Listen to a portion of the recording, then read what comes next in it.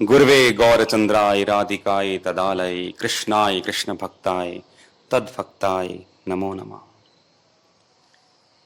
एकादशी का श्राद्ध निकट ही है, कल ही है, और इसके बारे में बहुत कन्फ्यूज़न है लोगों को। तो इसलिए एकादशी को किस प्रकार से श्राद्ध किया जाए जिससे कोई दोष ना बने और शास्त्र की विधि का अतिक्रमण ना हो, इसके बारे में ही आज हम चर्चा करेंगे। श्राद्धों की शास्त्रों में बहुत महिमा गाई गई है। एकादशी के श्राद्ध के बारे में भी अनेक शास्त्रों में बहुत कुछ कहा गया है। जैसे महाभारत के अनुशासन पर्व में कहा गया है, कुप्य भागी भवेन मर्त्य कुर्वन एकादशीम नृप ब्रह्म वर्चस्वणः पुत्रा जायन्ते तस्य वेश्मणि। एकादशी का श्राद्ध करने से मनुष्य को धन में, वस्त्रों में, सोने चांदी के बर्तनों में बहुत वृद्धि होती है और उसको अनेक पुत्रों की प्राप्ति होती है जो ब्रह्म तेज से संपन्न होते हैं। इसी प्रकार से ब्रह्मांड पुराण में भी कहा गया, एकादश्याम परम दानम ऐश्वर्य सततम तथा।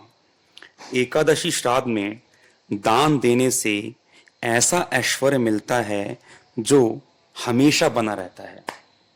इसी प्रकार से अनेक पुराणों में, श्रुतियों में एकादशी के दिन श्राद्ध करने की महिमा बताई गई है।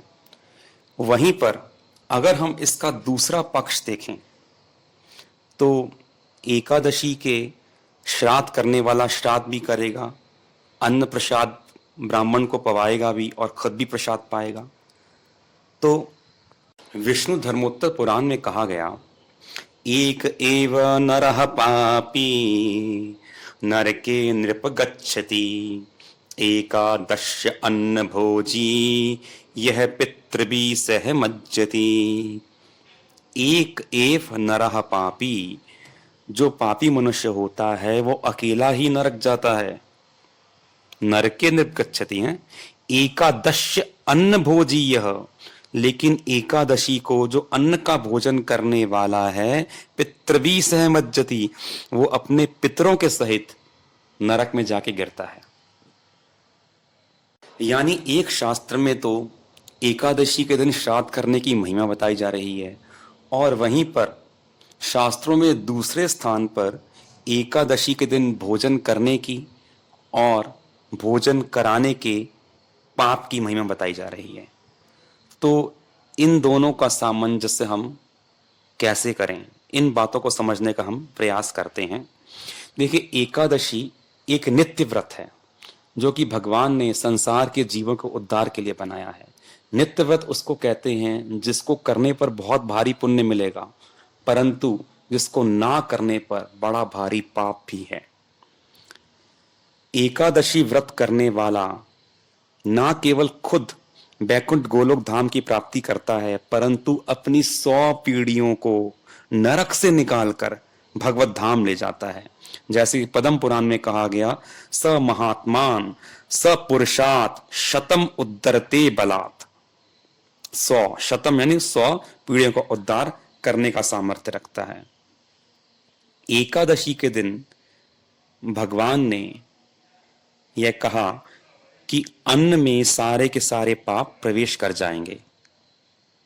यानी कानी च पापानी ब्रह्म हत्या समानी च अन्नम आशक्त तिष्ठन्ति संप्राप्ते हरिवासरे।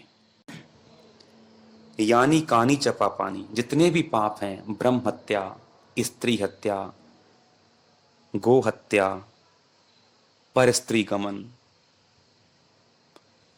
सुरापान और सोने की चोरी, ये सारे जो महापाप हैं, ये सारे के सारे अन्न में प्रवेश कर जाते हैं। और जो कोई भी उस दिन अन्न का भोजन करता है, उस दिन उसको इन पापों से लिप्त होना पड़ता है, यानी इन पापों के फल का भागी बनना पड़ता है। इसलिए एकादशी में समझदार मनुष्य कभी भी अन्न का भोजन नहीं करते हैं। तो अन्न यानी चावल, गेहूं, सब प्रकार की दालें, बाजरा, बेसन, जौ इत्यादि जितने भी अन्न वस्तुएं पदार्थ में आती हैं, उन सब का त्याग एकादशी के दिन अवश्य ही करना चाहिए अगर कोई पाप से बचना चाहता है। तो अब शास्त्र में बताया गया कि एकादशी के श्राद्ध का सही फल लेने के लिए हमें किस विधि से श्राद्ध करना पड़ेगा। वह विधि क्या है?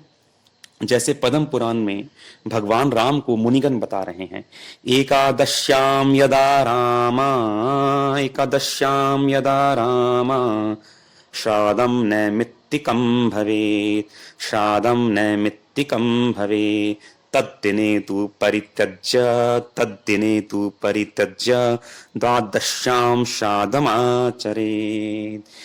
एकादशी के दिन जब श्राद्ध आता है तो उस दिन तद्दिने तु परित्यज्य, उस दिन को छोड़कर उस दिन व्रत करें और द्वादशा श्राद्धम आचरे, द्वादशी के दिन श्राद्ध कर लें। पारण करने के बाद व्रत के अगले दिन द्वादशी में एकादशी का श्राद्ध करने का शास्त्र का विधान बताया गया। पद्म पुराण के उत्तरखंड में भी यही बात बोली गई, गर्हितन ना चाशनंती पितरश्च दिवोकसा। जो उस दिन अन्न होता है उसमें सारे पाप निवास करते हैं और पितृगण भी उस गंदे अन्न को, पाप युक्त अन्न को नहीं खाना चाहते, इसलिए उनको वह नहीं देना चाहिए। गर्हितन ना चाशनंती पितरश्च दिवोकसा। पितर और देवता कोई भी ऐसे अन्न को नहीं पाना चाहते, इसलिए ऐसे ही यही बात स्कंद पुराण में बताई गई, द्वादश्याम श्राद्धम आचरेत। एकादशी को श्राद्ध पड़ जाने पर एकादशी के दिन व्रत करें और द्वादशी के दिन उस एकादशी का श्राद्ध पूर्ण करें।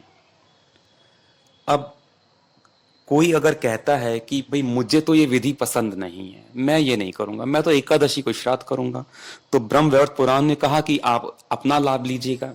जो एकादशी को श्राद्ध करेंगे अन्न के साथ, उसका क्या फल होगा ब्रह्म वैवर्त पुराण में बड़ा स्पष्ट बताया गया है। ये कुर्वन्ति महीपाल श्राद्धम त्वम एकादशी दिने त्रस्त नरकम यान्ति दाता भोक्ता परेतका।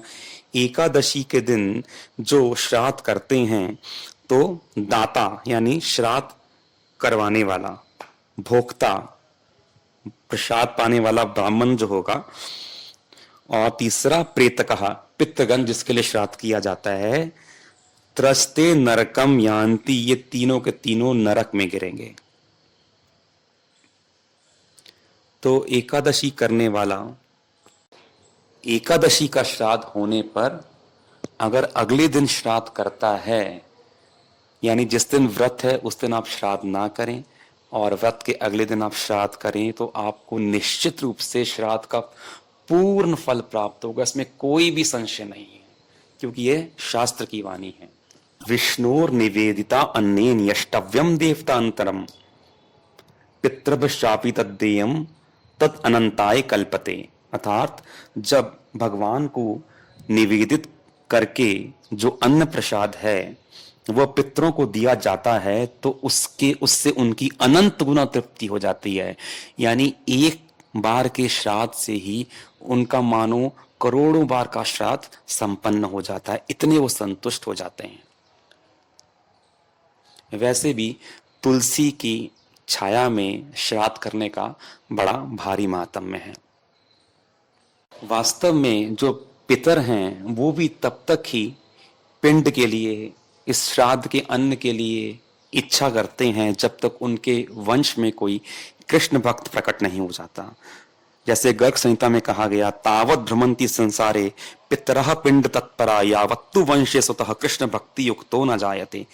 तभी तक पितर जो हैं वो पिंड के लिए भ्रमण करते हैं जब तक उनके वंश में एक कृष्ण भक्त नहीं आ जाता।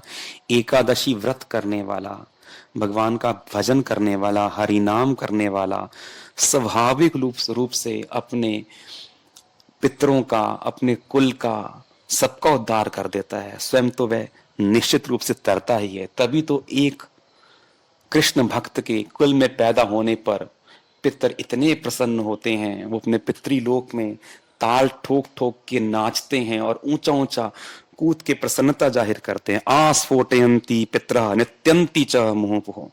अरे हमारे कुल में आज एक कृष्ण भक्त पैदा हो गया, अब हमारे सबका, हम सबका उद्धार कर लेगा, करेगा यह। तो इसलिए जो भी भक्त हैं और जो भी नहीं जानते थे, वो सब प्रयास करके एकादशी के दिन श्राद्ध ना करके उसके अगले दिन द्वादशी के दिन श्राद्ध करें, अगर उनका एकादशी का माता पिता आदि किसी का श्राद्ध है। यही शास्त्र की विधि है। कुछ लोग फलों के द्वारा या दूध की रबड़ी इत्यादि देकर श्राद्ध करते हैं और फिर अगले दिन अन्न का भोजन करवाते हैं। परंतु वैष्णव में प्रचलित विधि, जो कि भक्तों द्वारा, महानुभवों द्वारा बताई गई है, वो यही है कि हमें एकादशी के दिन श्राद्ध नहीं करना, उसके अगले दिन, व्रत के अगले दिन हमें श्राद्ध करना है। कुछ लोग कहते हैं कि अरे हम तो इतने वर्षों से ऐसे ही श्राद्ध करते आ रहे हैं एकादशी के दिन, तो क्या वह विधि गलत थी और अब यही सही विधि नहीं आई, नई विधि आई है? ये विधि नई नहीं है, ये विधि वही पुरानी है, परंतु हमें इसका ज्ञान नहीं था। तरको प्रतिष्ठा श्रुतयो विभिन्ना नासा वृषयस्य मत्तम न भिन्नम धर्मस्य तत्तम निहितम गुहायाम महाजनो येन गतः सपंथा। तर्क की प्रतिष्ठा नहीं है, वेदों पुराणों में बातें अलग अलग लिखी हुई हैं, ऋषि भी अलग अलग बातें बोलते हैं, इसलिए धर्म का तत्व समझना बड़ा मुश्किल है। इसलिए कोई शुद्ध महापुरुष अगर हमें मिल जाए तो उसके अनुगत्य में हमको धर्म के सही तत्व की जानकारी हो सकती है। जैसा उन महापुरुषों ने बताया उसके अनुसार अगर हम चलें तो हमारा कल्याण संभव है। श्री चैतन्य महाप्रभु के अति प्रिय पार्षद श्री सनातन गोस्वामी, जो कि ब्रज के 6 गोस्वामियों में अन्यतम हैं, इनके द्वारा एक सारे पुराणों वेदों का सार स्वरूप हरि भक्ति विलास नामक ग्रंथ लिखा गया, जिसके अंदर उन्होंने इन सारे गूढ़ तत्वों का विवेचन किया है और इन गूढ़ रहस्यों को बताया है। उनके द्वारा ही यह अनेकों पुराणों से बात उठाकर उद्घोषित की गई है, समझाई गई है कि एकादशी के दिन श्राद्ध करने की सही विधि यह है, जिसको आप पुराणों में स्वयं भी देख सकते हैं। तो ऐसे महापुरुषों के अनुगत्य में हम चलेंगे तो निश्चित रूप से हमारा एकादशी का श्राद्ध सफल होगा। वांछा कल्पतरुभ्यश्च कृपा सिन्धुभ्येव च पतितानां पावनेभ्यो वैष्णवेभ्यो